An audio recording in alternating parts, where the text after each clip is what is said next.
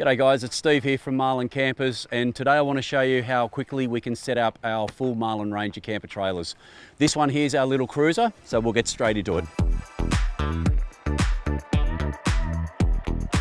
First thing you want to do, starting in the back corner, is undo the zipper that holds our tonneau cover on.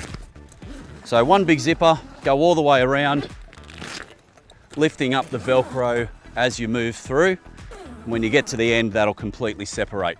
From here, we're going to take this cover off. If you've got someone to help you, they can be on the other side. If you're by yourself, I do a little flick and that sort of rolls it up for me. And we can let that rest over the toolbox. Fold down the collar and we're ready to open up our tent. The way I set the tent up, I do it in 3 steps. Step 1 is pulling it open. Grab the canvas, bring it to the side, have the bottom of the door unzip so air can get in, and then it's a handful of the material, and as you lean back, let your arms go up. Take your time with it and you'll find it'll open straight up for you. So that's step 1. Moving on to step 2, which is pegging it down onto the ground. Pegging it down is what's securing your camper onto the ground and keeping it open. To do that, we get our 4 little pegs and our trusty hammer. So always start on the corner next to your tailgate. And what we want to do here is make sure that the tent is in a straight line. So from that corner down to where our peg goes, get that as straight as you can and then drive in your peg. Exactly the same thing on the other side on the drawbar. We're going to get a straight edge from the top down to the bottom, pegging in. And now to the final corner, pulling the floor tight so you get a nice smooth floor in your camper. And that's step 2 done. Final step, step 3, we've got the 1 pole to move out of our doorway. So first thing is unzip your door, roll that out of the way.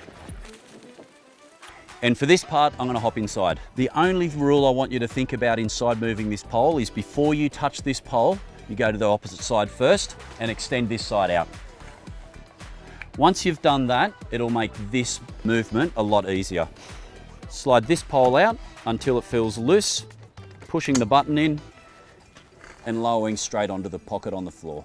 Extend that pole until the blue canvas feels tight and firm. Return back over to here and extend this pole and you're done. This camper's now ready for an overnight stay.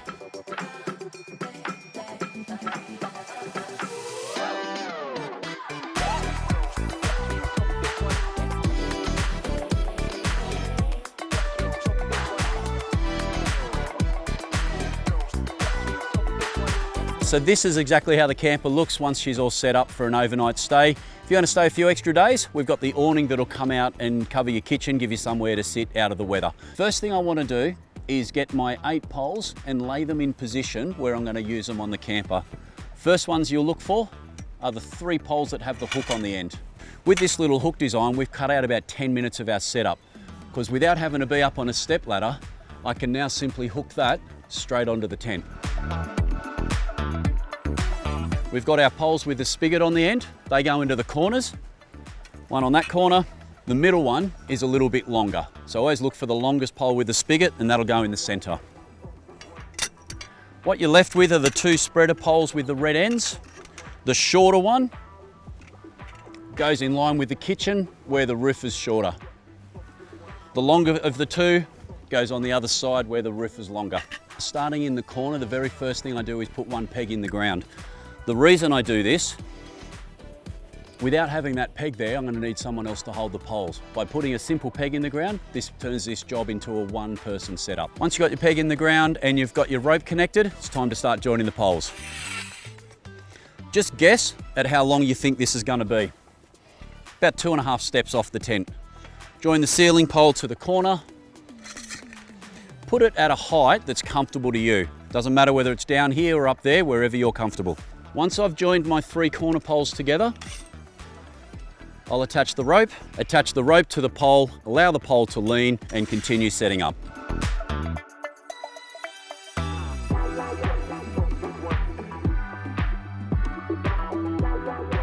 And with the rope on both corners, we can now slide the canvas roof over on top. Now just start in reverse, remove your rope, put the canvas over on top of the spigot and fasten your rope again. Once I've got the canvas secured in one corner, I'll start lengthening my poles.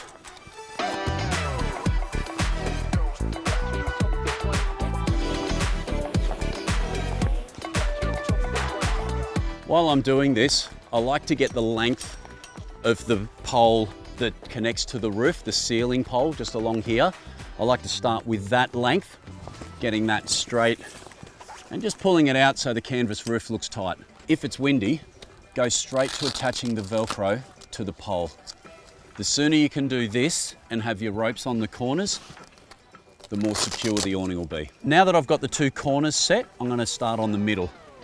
So same again, put the canvas over the spigot, lengthen the ceiling pole, and then raise it up. Important here when you're raising it that you loosen these two poles. That allows you to get the correct angle in the roof. Same thing again, getting the length of the pole correct, attaching the Velcro which holds the canvas to the frame.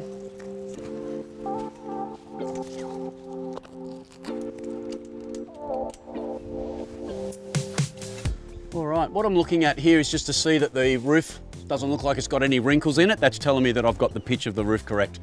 So we're all set up. I'll put those last couple of Velcro straps on and get the last two pegs in the ground and the awning set up. Make sure when you're pegging into soft ground like this sandy soil that you put a good amount of angle on that peg running away from the rope.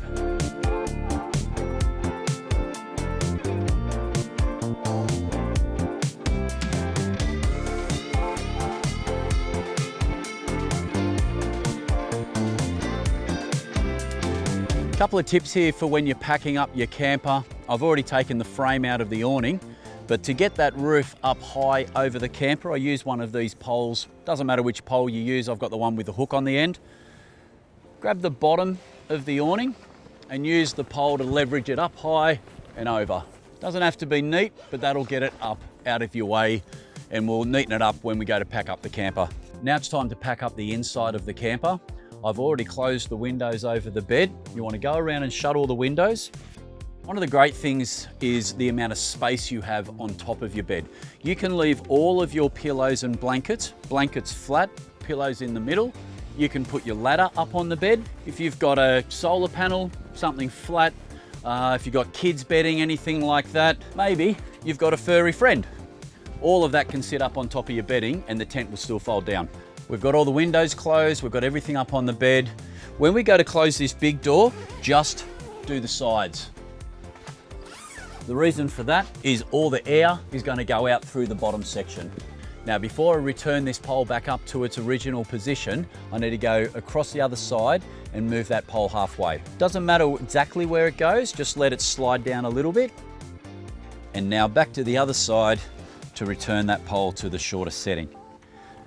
Now the important thing here is the only pole I've moved is the doorway and the opposite side of the doorway. Everything over the bed stays completely extended. You do not need to touch those poles at all. They stay how they are. So I've taken all the pegs out of the ground. So once all the pegs are out, we can close this door. The one thing with this door here, I only want to close it halfway. So zip at the bottom and zip until you get to the pole. By leaving that little top section open, it's going to help get the air in and out as we open and close. From this position, standing in the corner, you want to tuck the canvas in. So on my left hand, I'm pushing the wall in, and with my right hand, I'm chopping that in half, so it'll look just like that. We're going to do that for each section. I find it easier to hold the pole so you can control how quickly or slowly it folds up. Push the side wall in, chop that wall in half. Do that for each section. As long as you don't have a lot of canvas poking out, a little bit like this is fine. It's more about just making sure everything's tucked in as far as you can.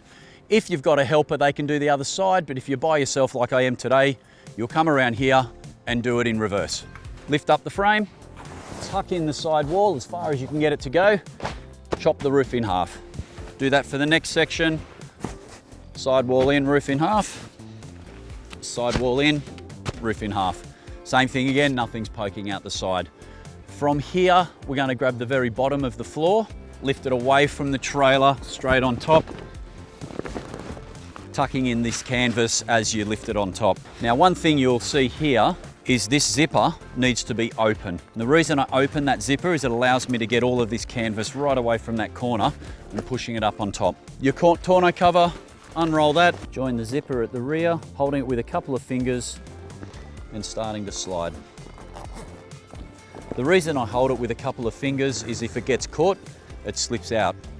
The reason it will get caught is you may just need to straighten the canvas, straighten the zipper. Main thing here is it should be smooth and easy like that. All right, and there you have it. That's how I pack up my camper.